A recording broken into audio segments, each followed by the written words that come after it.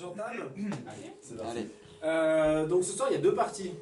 Il y a une première où je vais vous parler de moi, aussi bilan, mais surtout de la structure dans laquelle je bosse, l'ALEC, l'Agence locale de l'énergie et du climat. Vous expliquer ce qu'on fait et surtout essayer de faire comprendre le lien qu'on a avec la collectivité qui est la métropole grenobloise. Et normalement, vous devrez comprendre que, sans que ce soit péjoratif, on est un peu un outil de la métropole grenobloise pour mettre en place toutes ces politiques territoriales. Et en plus de ça, on a la chance de pouvoir contribuer à les aider à orienter un peu les politiques territoriales. Donc c'est assez intéressant comme boulot, c'est qu'on discute avec eux, ils mettent en place et nous, on fait en sorte que ça se déploie. Donc ce monsieur-là, lui, il est responsable du pôle habitat privé de l'ALEC. Vous allez le voir après, je vais vous présenter, on a 5 pôles. L'habitat privé, c'est les particuliers, tout ce qui est logement individuel, et les copropriétés, logement privé mais collectif. Et puis, vous allez le voir après.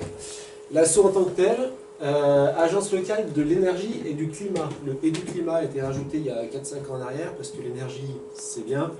Le problème, il est bien plus vaste que l'énergie. Donc on y a intégré le climat. Et vous verrez que tout ce qui est climat et qualité de l'air, c'est aussi un sujet très préoccupant localement. Entendu parler de pollution, particules, ce genre de choses. C'est pas pour rien que la notion de climat est intéressante. Donc on est une asso qui a été créée en 1998 par la métro et des collectivités dans le cadre d'un programme européen. Avec au départ l'idée d'accompagner les communes et les bailleurs sociaux, au départ c'était ça, dans leur projet d'économie d'énergie, suivi de consommation énergétique et ainsi de suite. Ça c'était en 98, il y avait 3 personnes, aujourd'hui on est 27, donc ça a bien pris. On a la chance d'être bien soutenu parce qu'on est financé uniquement par des fonds publics. Donc l'ADEME, l'Agence de l'environnement et de la maîtrise de l'énergie, tout le monde connaît, qui ne me connaît pas. Parfait. L'ADEME, c'est notre lien, en gros, avec le gouvernement. Ministère du Logement, Environnement, Transport, voilà. Donc dès qu'on a envie de râler un petit peu, de dire ça ne marche pas sur le terrain, on va essayer de faire quelque chose là-haut. Ça ne sera pas fait du jour au lendemain, mais on a moyen de faire passer des messages. Donc l'ADEME, qui finance en gros 270 structures en France pour dans chaque département, il y ait des espaces information énergie. Vous en parlerez après. Espace information énergie, c'est une mission de conseil particulier. Donc l'ADEME, la région Auvergne-Rhône-Alpes, département de l'Isère et la métro, qui est aujourd'hui notre financeur à un gros pourcentage, ce qui est un avantage. Et puis on a quelques petits bouts de convention avec le SMTC, Mix des transports en commun, les bailleurs sociaux, et voilà. Donc on fonctionne tout par convention. À côté de ça, on a un programme de travail, ce qui nous permet d'être un peu libre dans les formats de réunion qu'on veut faire. Notre mission, on l'a redéfinie il y a 6 mois, puisque moi quand je suis arrivé il y a 12 ans, on était 8. Et ce que l'on avait écrit n'allait plus avec les orientations nationales, mondiales aujourd'hui, d'un point de vue transition énergétique. Donc nous, ALEC, contribuons localement à la transition énergétique en tant que lieu de ressources, c'est-à-dire que quand vous avez besoin d'infos, vous pouvez venir nous voir. On a des ressources matérielles, on a de la ressource intellectuelle au sens où on a des connaissances sur le domaine de l'énergie, d'échanges, d'expertise reconnus, notamment par essentiellement les collectivités avec qui on travaille depuis le début et qui reconnaissent notre travail. On est ouvert à tous les acteurs au sens propre, c'est-à-dire que le particulier est l'acteur. Maintenant, il y a des acteurs de l'énergie, des fournisseurs d'énergie, il y a des acteurs des collectivités, les acteurs, ceux qui ont envie de bouger pour la transition énergétique, de la métropole de Grenobloise, qui est notre champ d'action. Et pour ça, c'est ce que je disais tout à l'heure, on prend part à l'élaboration et à la mise en œuvre de politiques publiques, on impulse des actions innovantes en nouant des partenariats, et on apporte à chacun un conseil et un accompagnement personnalisé pour donner l'envie d'agir. Ça claque, hein. Mais ça résume bien ce qu'on fait. Voilà. Il faut vraiment nous voir, l'ALEC, comme une structure associative, financée par des fonds publics, qui est un peu au milieu de tout. C'est pas elle qui décide, mais elle est là pour mettre de l'huile dans tous les rouages. Voilà. Et voilà notre organisation. Les 5 pôles dont je parlais tout à l'heure.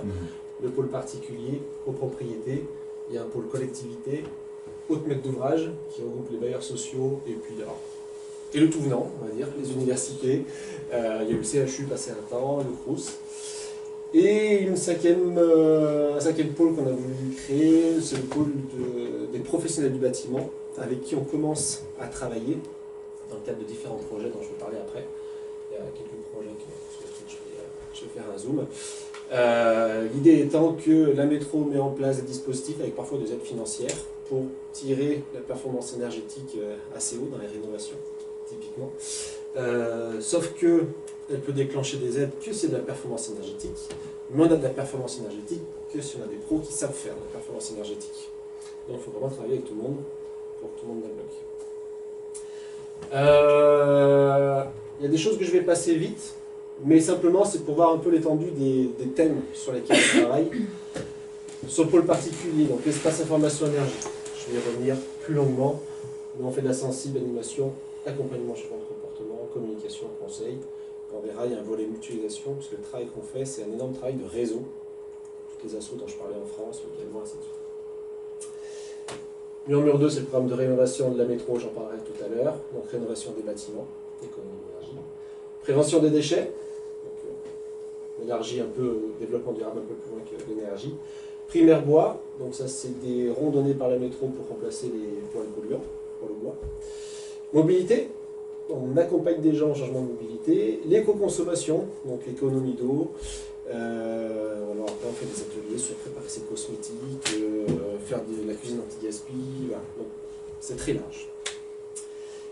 Copropriété, bien qu'il y ait 7 salariés dans ce pôle-là, la quasi seule mission qu'il y ait, c'est Murmure 2. Copropriété, on va voir sur grosse action. Collectivité, conseil d'énergie partagée, en gros on fait du suivi de consommation énergétique pour les collectivités. Je vous parlerai bien évidemment du plan climat, plan air, énergie, climat de la métropole grenobloise, qui finalement est un peu le point de départ de tout ça. C'est ce qui fait qu'il y a des politiques qui se mettent en place, et on travaille derrière. Le défi école, on en parlait brièvement tout à l'heure en préparant le repas, l'idée de sensibiliser les plus jeunes, donc les écoles, CP, CM2, mais en associant tous les acteurs, c'est-à-dire qu'il y a la commune, il y a des référents techniques de l'établissement, un enseignant et les élèves. Et tous ensemble, ils travaillent à un projet sur les économies d'énergie. On va y revenir. Bailleurs sociaux, on les accompagne dans leurs projets de construction, rénovation, et puis sensibilisation des locataires. Là, c'est vraiment du cas par cas, c'est la carte. De quoi avez-vous besoin et on voit ce qu'on peut faire. Et là-bas, partenariat, je vous l'ai dit, c'est on fait en sorte de, pas forcément faire ami-ami, mais en tout cas de faire monter en compétence tout le monde, de manière à ce que la filière soit bonne en termes de prestations. Alors n'hésitez pas à poser des questions. Tous les points que je vais aborder là, vous allez voir, c'est toujours quasiment porté par la métro, et vous allez voir qu'on met l'instrument pour mettre en place ça. C'est pourquoi c'était marqué Murmure 2 partout. Ah, là, Ouais. et là-bas Ouais. Parce que Murmure 2, d'un point de vue budget, c'est à peu près 40% du budget de l'ALEC. C'est le nom d'un projet.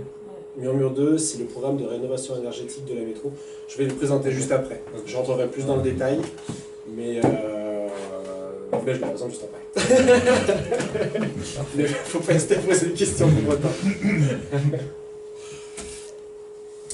Le plan air, énergie, climat, PAEC, dans le jargon, qui traduit un engagement territorial, donc métropolitain. En gros, des tas de pays, d'États sont engagés au niveau mondial. Peut-être que ça parle à certains du protocole de Kyoto. Il y a eu l'après-Kyoto, il y a des tas de...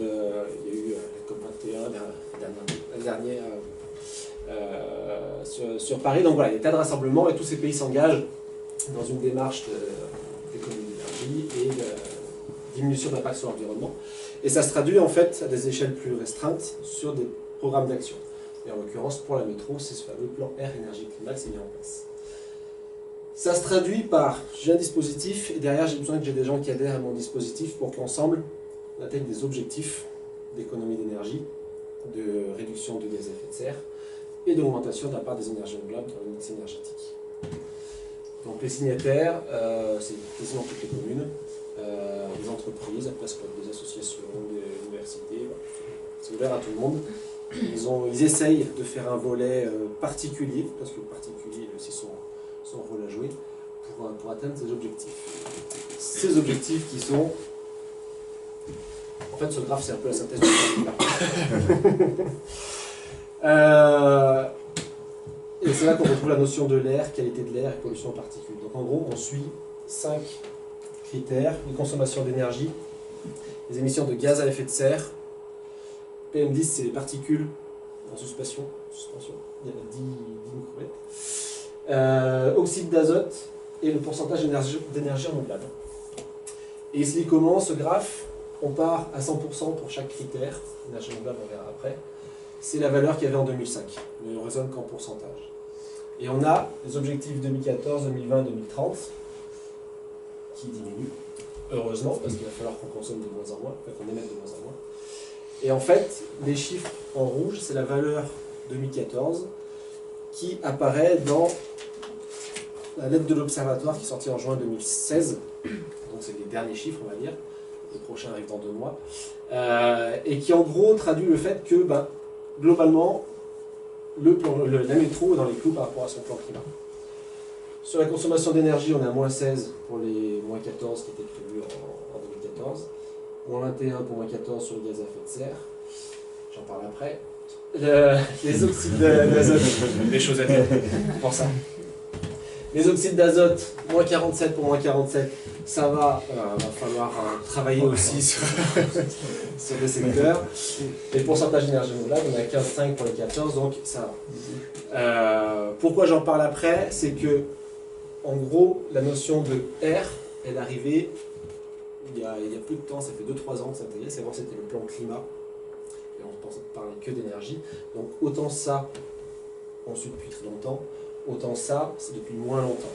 Et du coup, ça se traduit aussi en termes d'actions mises en œuvre pour aller dans le sens de la diminution des particules et des oxydes d'azote, qui sont plus récentes, et du coup, on a un impact qui est peut-être un peu moins important. Et du coup, l'oxyde d'azote, c'est nocif de quelle manière et pourquoi? En fait, oxyde d'azote et particules, c'est les 2 principaux polluants qui sont suivis. Oxyde d'azote, c'est surtout les transports qui émettent des oxydes d'azote. Okay. En fait, tu as des gros pics d'oxyde d'azote, c'est comment ça s'appelle? Atmo vers Grenoble. C'est une structure qui est chargée de suivre la qualité de l'air extérieur et qui fait des modèles mathématiques de concentration de PM10, de NOx. Et en fait, quand ils font cette carte de NOx, sans que ce soit une carte géographique derrière, la concentration, elle est le long de la colombe, la métro, le long de l'autoroute, de tous les principaux axes routiers. Donc c'est essentiellement le transport qui fait les oxydes d'azote. Et après, en campagne, on va le trouver dans ces produits, notamment par les engrais. Et quand on respire, ça fait quoi? Eh ben, ça vient bien dans tes poumons. Non, j'ai pas le détail après sur l'impact. Ce qui se passe, c'est que là, je pourrais t'en parler sur les particules. Mais bon, l'idée c'est que c'est pas bon. PM10, c'est des particules qui vont rentrer juste dans tes poumons. Après, on parle de PM5 qui sont encore plus petites. Et du coup, PM2,5. Et là, celles-ci, elles vont jusqu'au fond des alvéoles de tes poumons. Et du coup, elles sont bien, elles sont chaudes, elles y restent. Et là, tu morfles bien. Alors après, c'est des effets, ça peut être neurologique, ça peut être pneumologique, respiratoire, allergie. Déclencher pas mal de choses sympathiques. Les particules, les 2 principaux responsables, c'est chauffage au bois non performant. Je peux dire à la première voix. Chauffage au bois non performant et véhicules également. Et c'est notamment pendant les périodes de vacances l'été où on a aussi des restrictions de vitesse sur l'autoroute à 70 km/h. C'est quand on a les pics de pollution. Et l'été, c'est pas le chauffage au bois, c'est donc plutôt la circulation où les gens vont à la mer. Voilà, et c'est aussi pour ça que, en partie pour ça, je pense que les chiffres ne sont pas atteints, c'est que c'est des actions qui sont très récentes. C'est pourquoi la première voie elle est en place depuis 1 an et demi, alors que les actions sur l'économie d'énergie, c'est depuis 2005. Voilà. Mais ça vous donne un peu la tendance de ce qui se passe, ça ne donne pas les valeurs absolues, mais relatives. Donc ça marche. Vous pouvez retrouver ce genre de document sur le site de la métropole, justement, où c'est tout détaillé. Énergie par énergie, les particules par particules, pour tout des cartes justement sur réseau d'énergie, si vous voulez faire un peu de lecture, je peux le faire passer en attendant. Ça, je peux le récupérer, il y a tas d'autres choses que je pourrais vous laisser. C'est à peu près clair. Là, on est sur un projet vraiment, enfin pas si, macro, pour l'énergie débat, mais c'est ça qui va un peu diriger tout ce qui va arriver par la suite. Juste, si peut-être un mot quand même, le rôle de l'ALEC là-dedans. Oh, la métro s'appuie sur l'ALEC pour animer le plan climat sur la métropole grenobloise. Donc on a une personne à temps plein qui est là pour rappeler les différents signataires, partenaires, les aider à fixer des objectifs, les aider à les atteindre, ces objectifs, à faire de la mutualisation d'informations. Il y a 2 rencontres par an, il y a des forums où chacun échange sur ses retours d'expérience. Donc voilà, c'est vraiment de la mutualisation de compétences et on avance tous ensemble, on progresse tous ensemble. L'espace info énergie. Donc c'est les fameuses 250 structures dont je parlais au niveau national qui ont été mises en place par l'ADEME. Le petit logo à reconnaître, c'est ça, qui n'est absolument pas connu, bien que ça existe depuis 2001. C'est le seul service en France qui propose du conseil neutre, objectif, indépendant, gratuit et personnalisé. On n'a absolument aucun intérêt, enfin aucun travail, aucun lien avec des pros ou qui que ce soit. C'est-à-dire que quand j'allais me voir, on va parler de choses factuelles. Mettez ça d'isolance, ce sera mieux que ça. Enfin voilà, on va se baser sur des choses très factuelles. Et clairement, on n'orientera jamais les gens vers tel ou tel installateur. Par contre, on pourra aider les gens à choisir entre 3 ou 4 devis différents. Et c'est là où c'est important d'avoir un retour de ce qui se passe sur le terrain quand même. Et évidemment, si quelqu'un arrive avec un devis d'un charlatan, on trouvera bien une raison de lui dire que le devis n'est pas bon. Voilà. Dans cette activité-là, donc c'est vraiment le service de conseiller particulier, il y a tout le volet communication. Donc site internet, des newsletters, on passe à la radio, on passe à la télé, voilà. On fait connaître notre service. Sensibilisation des conférences, comme ce soir, les foires salons. On fait des visites de sites, de maisons exemplaires, des belles rénovations, de belles installations d'énergie renouvelable, ce genre de choses. Des ateliers, et après à la demande, on conçoit des animations s'il y a besoin. Sensible, c'est vraiment l'idée, pour distinguer avec l'accompagnement, sensible, c'est vraiment l'idée de la conférence. On a 50, 100, 150 personnes parfois. On parle pendant 1 heure, et puis au final, les gens rentrent chez eux, et voilà. Et si on n'a pas été très convaincant pendant la conférence, il ne va pas se passer grand-chose derrière. Les gens vont être informés et ça va pas aller. Et c'est pour ça qu'on essaie de faire des formats un peu différents et que vous allez avoir un peu à travailler sur la deuxième partie. On va essayer. Accompagnement au changement de comportement. On cherche à... C'est pas à prendre les gens par la main, mais c'est travailler non pas sur des groupes de 50-100 personnes, mais sur des groupes d'une dizaine de personnes, où là on va pouvoir avoir un conseil plus qualitatif et vraiment plus personnalisé, même en groupe. Et typiquement, ce qu'on fait là toujours, on fait ce qu'on appelle les ateliers ready, ou are you ready en anglais, êtes-vous prêt?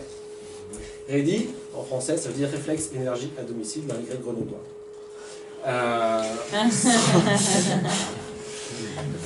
Vous connaissez les réunions Tupperware? On vend des bols en plastique, une actrice qui vient, qui nous vend qu'un bol à 40 €, c'est fantastique, et on l'achète. Et ben c'est la même chose. Donc nous on se propose d'aller chez les gens, d'animer une soirée pendant 2 heures. La seule différence c'est qu'on n'a absolument rien à vendre. On est juste là pour donner du conseil. Et en fait c'est le moyen qu'on a trouvé pour faire aux gens des gestes économes chez eux avec des amis. C'est Et concrètement, ce qu'on fait avec les gens, c'est on dit venez avec moi, on va vers la fenêtre, on dit allez-y, fermez le volet. Oui, non, mais c'est bon, non, mais fermez le volet. Voilà, vous savez le faire. Et en fait, les gens, c'est pas qu'ils sont vexés, mais ils savent qu'il faut le faire, mais ils ne le font pas. Et donc, l'idée d'intervenir, c'est pas de montrer du doigt, bien au contraire. C'est important de ce que tu viens de dire. On ne cherche pas forcément à les faire culpabiliser, on cherche à leur faire prendre conscience que c'est beau de savoir, mais le faire, c'est mieux. Et pour concevoir ces ateliers-là, en fait, on s'est formé pendant 15 jours à la théorie de l'engagement, sujet sur lequel travaillent les écoles de commerce notamment, faire en sorte que quelqu'un fasse ce que l'on attend de lui.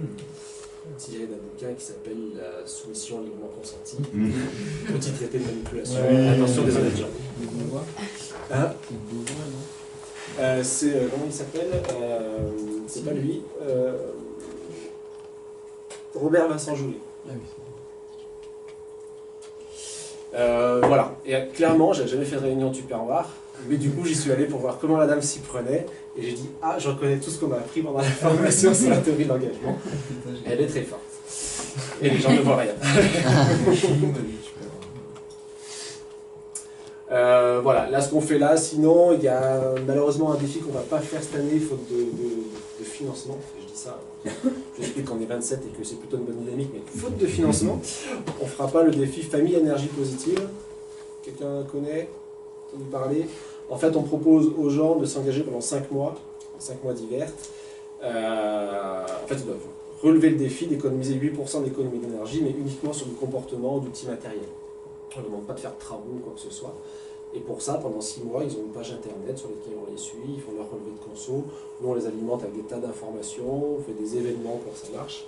Et en fait, il y a entre 180 et 230 familles qui s'inscrivent chaque année à ce défi-là. Et en moyenne, on est plutôt à 18-20% d'économie juste sur du comportement. Et l'idée, c'est de montrer aux gens que ça marche et qu'il suffit juste de faire un petit peu attention. Et en fait, le contexte des défi fait que les gens ont envie d'aller plus loin, et même parfois se tirer un peu la bourre avec les voisins de manière amicale. Mais en tout cas, ça marche. Donc, on étudie d'autres formats pour ne pas perdre ce genre de choses parce que c'est un volet assez important. Et par exemple, typiquement, c'est quoi les comportements basiques à avoir pour ça? Mettre un pull chez soi, éteindre les lumières, couper l'eau quand on se brosse les dents, fermer les volets dont je parlais tout à l'heure, mettre un couvert sur sa casserole quand on fait chauffer l'eau, ne pas laisser la porte de frigo ouverte 15 ans, mettre des ampoules de vasconceau.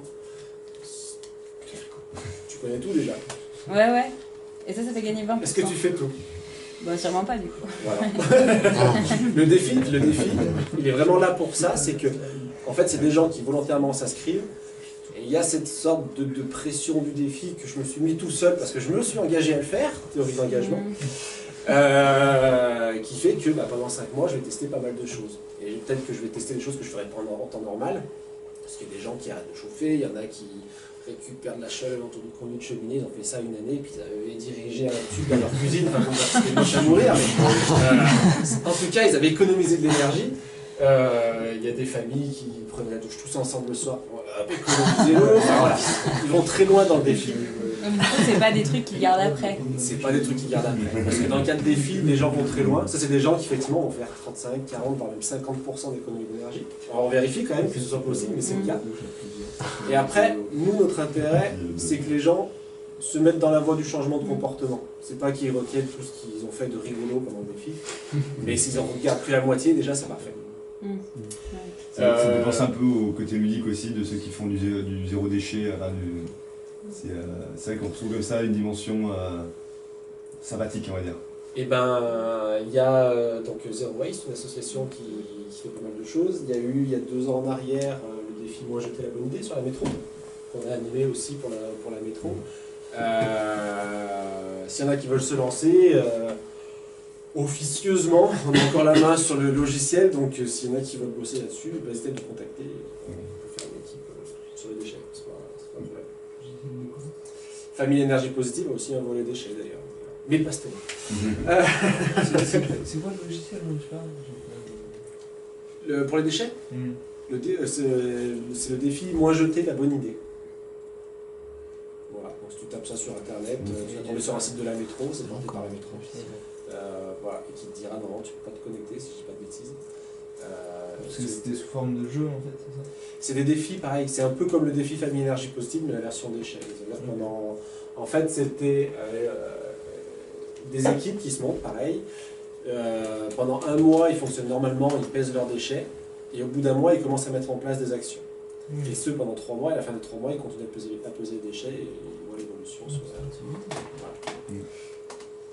Donc il y a ça, et il y a aussi le volet mobilité qui pouvait fonctionner comme ça. L'activité conseil.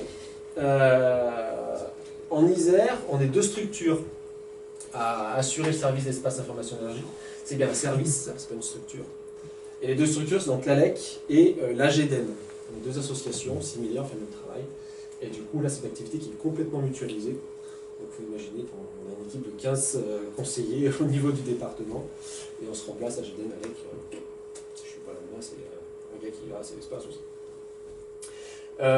Sur l'Isère, on conseille chaque année. L'année dernière, ça fait 6000 demandes traitées. On va arriver à 7000 cette année. C'est actuellement une très bonne dynamique et on est plutôt dans des années records. 7000 demandes par an, pour que ce soit plus parlant, ça fait à peu près 35-40 demandes par jour, que ce soit en téléphone, mail ou rendez-vous. Et je vous jure que c'est intense. On peut prendre un stage, c'est intéressant. Ce conseil, on le fait aussi de manière délocalisée. On a des locaux, nous, sur Saint-Martin-d'Air, et la GEDEN a aussi une antenne à Bourgoin. Donc, ça permet d'avoir une antenne sud et une antenne nord sur l'Isère. Mais en plus de ça, on a 20-25 lieux de permanence extérieure, pour être au plus proche des gens et qu'on peut se rencontrer facilement. La mutualisation régionale, là vous avez tous les espaces information énergie d'Auvergne-Rhône-Alpes. Le gros intérêt, heureusement, c'est mutualisé, parce qu'il y a encore 7-8 ans en arrière, chacun faisait sa fiche descriptive du crédit d'impôt pour les travaux à sa sauce. On se retrouvait avec 15 fiches à la fin de l'année.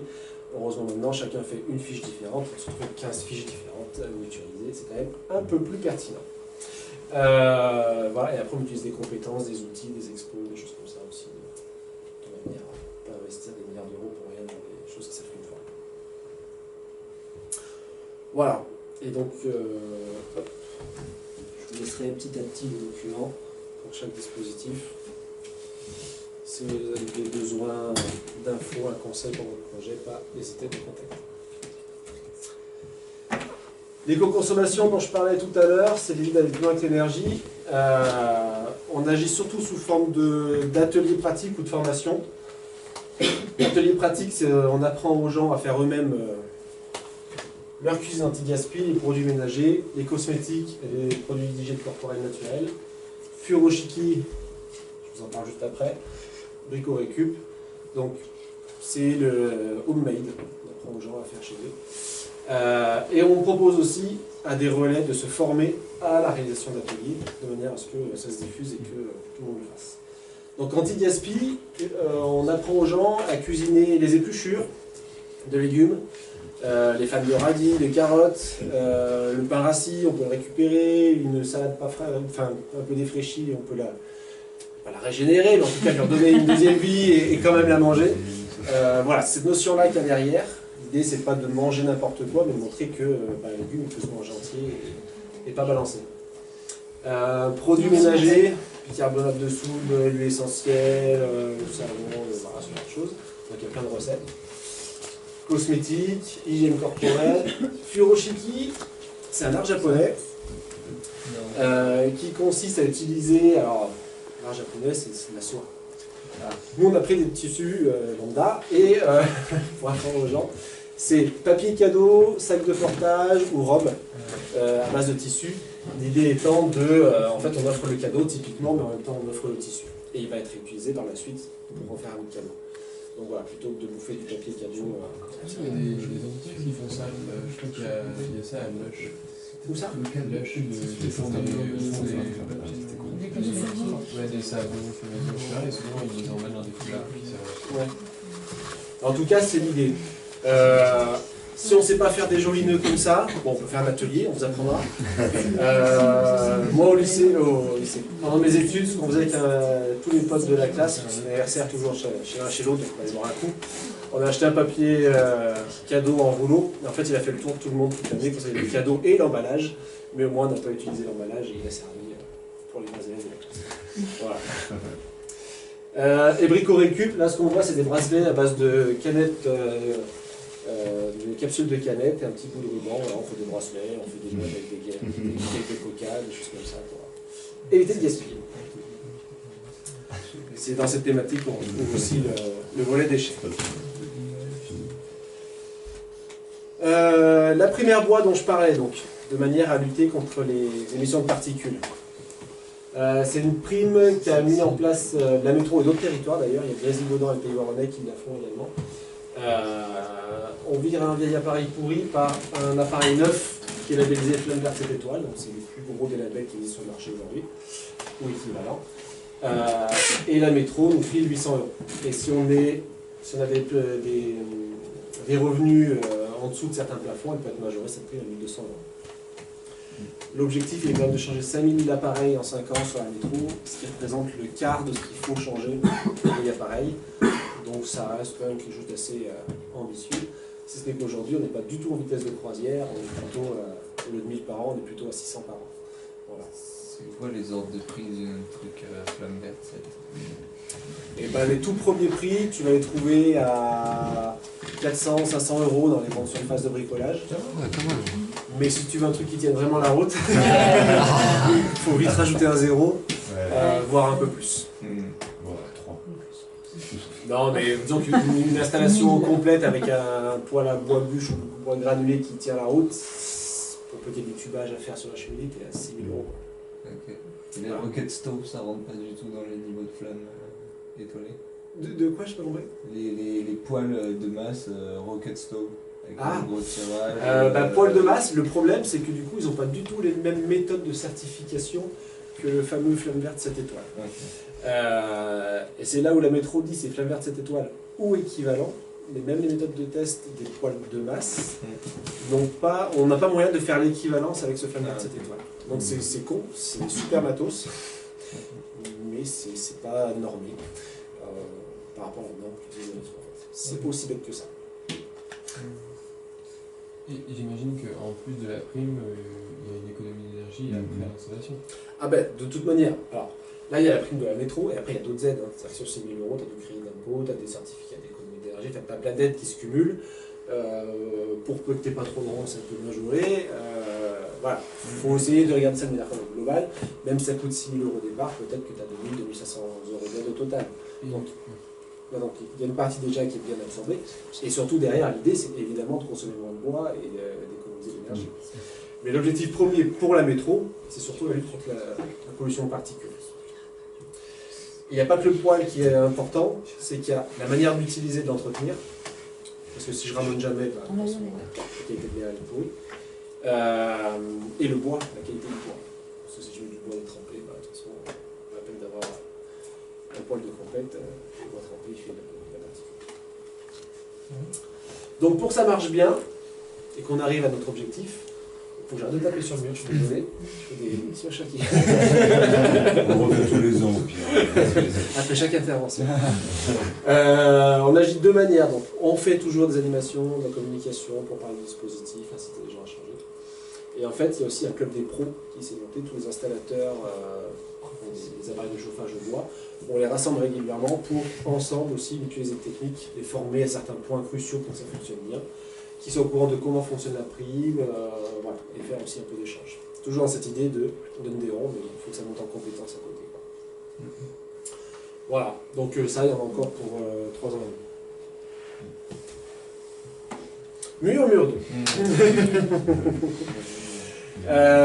Mur 2, puisque Mur, il y a 5 ans en arrière, qui était le premier dispositif de la métro, qui avait pour but de rénover 5000 logements, mais uniquement en copropriété, construite entre 1945 et 1975. Pourquoi cette cible-là? Parce que c'est la plus grosse partie du parc de la métropole grenobloise. Voilà. Et surtout parce que c'est un parc, par rapport aux années de construction, qui est facile à rénover. C'est-à-dire qu'avant 1945, on a du bâti ancien, on a de l'humidité, on a tout ce que tu veux. On ne peut pas le rénover facilement. Parfois même on crée des dégâts si on fait n'importe quoi. Et après, c'est des bâtiments qui commencent à être isolés. Et l'intérêt de la rénovation, la question se pose différemment. Donc on ciblait cette période-là, et ça a bien marché. On a arrêté un peu tôt d'enregistrer des copropriétés, du coup il y a eu 4600 ou 4700 logements, je crois, quelque chose comme ça. Donc ça c'était le volet 1. Aujourd'hui, il y a Mur 2, donc les cibles, en tout cas la cible est élargie, il y a toujours les mêmes copros, mais aussi les autres copros, avant 45 et après 75, où là il y a un traitement spécifique au cas par cas. Et il y a aussi les maisons individuelles, et avec un objectif doublé, c'est-à-dire qu'ils vise aujourd'hui 10 000 logements sur 5 ans de nouveau. L'intérêt de cette démarche pour les maîtres d'ouvrage, c'est qu'on leur propose un accompagnement de A à Z. C'est-à-dire qu'ils viennent nous voir juste pour savoir comment il faut rénover, on leur explique. Voilà, il faut changer les fenêtres, il faut faire des murs, faire la toiture, blablabla. Et on va les suivre jusqu'au suivi des consommations après travaux. C'est-à-dire qu'on va les aider à choisir un devis, à trouver des pros, à suivre le chantier, à réceptionner le chantier, et faire le suivi de consommation derrière. Donc, c'est un peu l'idée de, si vous rentrez dans ce dispositif, vous avez un tiers de confiance qui vous accompagne, et qui arrive à gagner, de toute façon, le financement est payé par les autres. L'autre intérêt qu'il y a pour les maisons individuelles, par exemple, c'est qu'on a travaillé avec des groupements d'entreprises.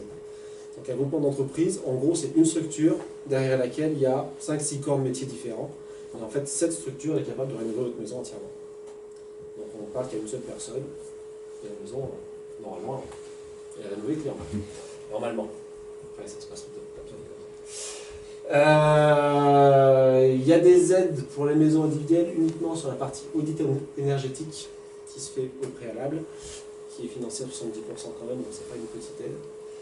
Et après, il y a des aides pour les copros 45-75, pour les autres, il n'y a pas. C'est pas du tout le cœur de cible du dispositif. J'ai mis Solia en partenaire, puisque autant nous, Alec, on est sur la partie technique, l'accompagnement technique des maîtres d'ouvrage. Et après, le montage financier, logement par logement, donc pour 10 000 logements, il se fait par Solia. Dans une copro, il y a 120 logements, il va taper à chaque porte, et en fonction de la situation de chacun, il va faire le plan de financement. C'est un calvaire à faire. Mais c'est pas plus.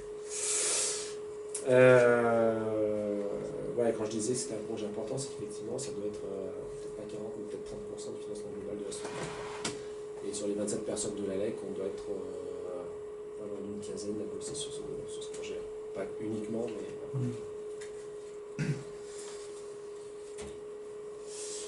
mais. Travail avec les collectivités ce coup-là, les communes notamment. Grâce au Conseil en énergie partagée. Donc, Conseil en énergie partagée, c'est on propose aux communes de moins de 10 000 habitants de leur faire un suivi de leur consommation énergétique. On analyse ce suivi de consommation, on en fait un bilan, on le présente à la mairie, au maire, aux élus, et on voit avec eux les perspectives énergétiques et aussi le plan d'action qu'il faudrait mettre en place pour répondre aux objectifs du plan climat. Ce n'est pas un service qui est gratuit. On fait payer maximum 50 centimes par habitant. Ce qui veut dire que le maximum c'est 5 000 € pour avoir tout ça. C'est juste du pain béni pour une petite commune. C'est autofinancé, enfin c'est financé par des fonds publics pareil. À ce jour, on suit 20 communes. Il reste 20 à convaincre. Il y a des grosses communes comme Grenoble, Fontaine, Saint-Martin-d'Air qui n'ont pas besoin de nous. Ils sont 2 fois plus nombreux que nous à Grenoble dans le service énergie. Donc, ils n'ont pas besoin de nous. Après, il y a 2-3 communes qui n'adhèrent pas à la LEC, parce qu'il faut adhérer à la LEC pour pouvoir bénéficier de ce service-là. Mais on continue avec notre bâton de pèlerin. Comment on adhère à la LEC? Comment on adhère à la LEC? En tant que particulier, on n'adhère pas. Mais c'est une cotisation en fait annuelle. Okay, c'est une cotisation annuelle. Qui pour les communes dépend du nombre d'habitants. Et après, on a des adhérents, entreprises de l'énergie, les fournisseurs d'énergie, distributeurs d'énergie, qui ont une adhésion fixe, des assos, après des membres d'honneur, par exemple, membre d'honneur, c'est notre ancienne directrice qui est partie à la retraite, qui est membre d'honneur, mais sinon, c'est toutes des entités qui adhèrent. Voilà. Donc, on travaille avec les communes. Je parlais tout à l'heure du défi école. Donc défi école du CP au CM2, l'idée d'aller toucher les plus jeunes, mais en associant tout le monde. C'est-à-dire qu'on ne va pas juste dans la classe pour leur dire tenez, en fin d'après-midi, on parle d'environnement. D'abord, c'est un projet qui dure sur toute la saison scolaire, donc 2016-2017. Et pendant toutes ces saisons scolaires, il y a plusieurs interventions en classe, de différents intervenants. Nous, Alec, on chapeaute le truc. Et en fait, les intervenants, c'est donc l'AGEDEN sur la partie énergie, la DTC pour la mobilité et l'association Amuse qui met en place des expérimentations un peu ludiques pour faire comprendre aux enfants certains phénomènes physiques. Pendant tout le dispositif, il y a des campagnes de mesure des consommations énergétiques du bâtiment et un bilan qui est fait, bilan qui par la suite est présenté et au maire, aux techniciens, aux responsables du bâtiment, aux profs qui suivent la classe et aux élèves. Et en gros, l'idée c'est que pendant un an, ils ont cette thématique qui les suit, et à la fin de l'année, soit ils ont choisi une approche un peu découverte de c'est quoi l'énergie, comment ça marche, c'est plutôt pour les CP, CE1, CE2. Les plus grands, ils sont plutôt sur une approche réflexion où ensemble ils se disent bah tiens, pour l'école, ça serait bien que on pense à changer les ampoules du réfectoire ou je ne sais quoi. Une action qui est concrète pour eux, qui peut paraître symbolique à l'échelle du bâtiment, mais nous, ça leur permet de montrer à la fin que bah, ah, la petite pierre qu'ils ont posée, là, elle a servi à quelque chose, il y a eu une économie. Voilà, et ça marche plutôt bien parce que bah, là, cette saison, il y a 52 classes qui participent, à raison de 20-25 élèves par classe, ça en fait. Plus. Plus. Mais du coup, c'est tous les élèves toutes les classes d'une même école qui participent? Ça peut être qu'une classe d'une école ou toutes les classes. Parce que, pour faire en sorte que le bâtiment consomme moins. Alors, c'est là où le projet qui est monté avec les élèves, s'il y a toutes les classes, on peut faire un gros projet pour tout le bâtiment, ça c'est clair. Quand il n'y a qu'une classe, ce qui se passe, c'est qu'on fait un projet à l'échelle de la classe. Et dans la classe, il y a toujours soit un radiateur, soit des ampoules, voilà, c'est quelque chose de vite restreint, mais c'est pas grave, ça rentre dans la philosophie.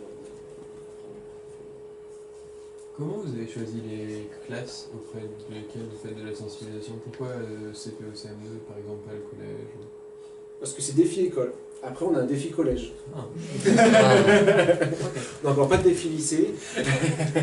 Non, c'est. Voilà, il y a aussi un défi collège, mais là, on est plus. On travaille pas tant avec les élèves, on travaille plutôt avec vraiment les techniciens du collège qui suivent les chaufferies et ainsi de suite. On est plus dans le technique là déjà. Voilà. C'est nouveau ça? C'est la première fois? C'est la 4e saison là. D'accord. qu'on fait. C'est pour ça que ça commence. Je vais passer aussi. Ouais. On va pas tout faire passer, mais j'en ai déjà parlé quand je suis passé primaire bois et le mieux aussi. Excusez-moi, Oui, c'est bien sûr. encore possible d'inscrire des classes pour le défi école? Bien sûr. Aujourd'hui, on n'a pas de limite en termes de nombre de classes. En gros, c'est la première année où on a autant de classes. L'année dernière, il y avait 17 classes. C'est sûr. Donc c'est juste qu'on a multiplié par 3 le nombre de participants. Donc vu qu'on est financé pour un volume de jours, après ça veut dire qu'il faut qu'on réajuste un peu l'accompagnement qu'on peut proposer. Mais peu importe, on ne se limite pas. Et surtout, vu que c'est une volonté forte de la métro de sensibiliser les élèves, les écoliers, si demain on leur dit on a 100 classes, qu'est-ce qu'on fait? On sera aussi en mesure de discuter un peu avec la métro. On ne peut peut-être pas forcément donner plus, mais on va dire c'est peut-être ce projet-là qui ne marche pas trop, et par contre on peut prendre sur le défi école. C'est un peu ce qui a été fait déjà cette année quand on a dit on est dans le rouge, voilà. Donc pour l'inscription aux écoles, normalement il y aura un lien vers le site internet pour se préinscrire ou je sais pas quoi. En tout cas c'est le flyer de la saison 2017-2018. Non, 2016-2017, je vais y arriver.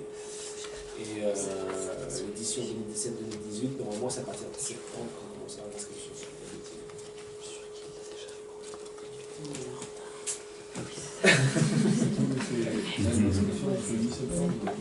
Jusqu'au 8 septembre. 8 septembre. Alors autant pour moi. Effectivement, il faut qu'ils réfléchissent avant les vacances scolaires, sinon 8 septembre avec les enfants inscrits au foot. Ok. Voilà. Donc je vous ai présenté différents projets qui abordent différents thèmes d'ailleurs, sujets, différentes cibles. Ça permettait juste, j'espère en tout cas, de clarifier la position de l'ANEC. Il y a plein d'autres projets, hein, mais la position de l'ANEC par rapport à la métropole et finalement le point encore vraiment d'intersection qu'on est entre la collectivité et le particulier qui veut bien faire. Donc c'est aussi pour ça que je suis là ce soir, c'est diffuser l'info, savoir ce qui se passe. Si vous, il y a des choses qui ont fait écho dans vos têtes, vous avez des questions, donc c'est le moment de vous échanger. N'hésitez à poser des tas de questions. C'est une question sur l'énergie élargie d'ailleurs, début contrôlable, pas hésiter. Merci. Alors, parce que bientôt c'est moi qui vais vous applaudir donc.